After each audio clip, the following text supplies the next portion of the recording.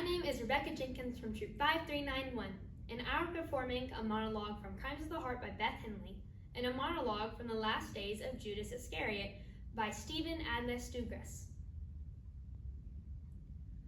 After I shot Zachary, I put the gun down on the piano bench, and then I went into the kitchen to make myself a pitcher of lemonade. I was dying of thirst. My mouth was as dry as a bone. I made it just the way I like it, lots of sugar and lots of lemons, about 10 lemons in all. Then I added 2 trays of ice and stirred it with my big wooden stirring spoon.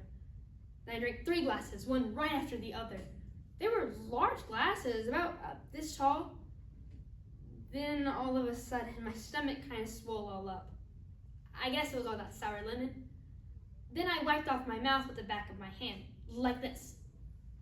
I did it to clear off all the beads of water that had gathered there.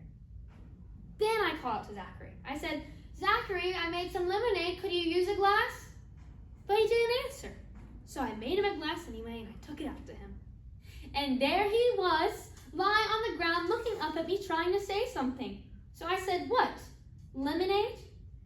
Would you like a Coke instead?" No parent should have to bury a child. No mother should have to bury a son. Mothers are not meant to bury sons. It is not in the natural order of things. I buried my son in a potter's field, in a field of blood. There was no funeral. There were no mourners. His friends, all absent. His father, dead. His sisters refusing to attend. I discovered his body alone. I dug his grave alone. I placed him in the hole and covered him alone. I did not finish burying him before sundown, and I'm not sure if it affected his fate. I begrudge God for none of this.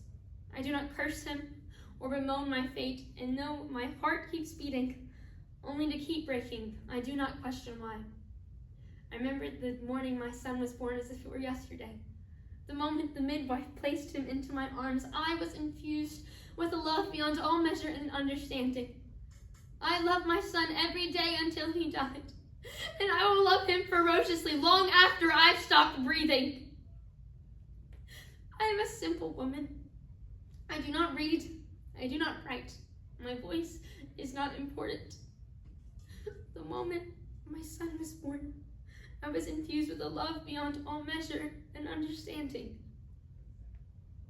The world tells me that God is in heaven and my son is in hell. I tell the world the one true thing I know.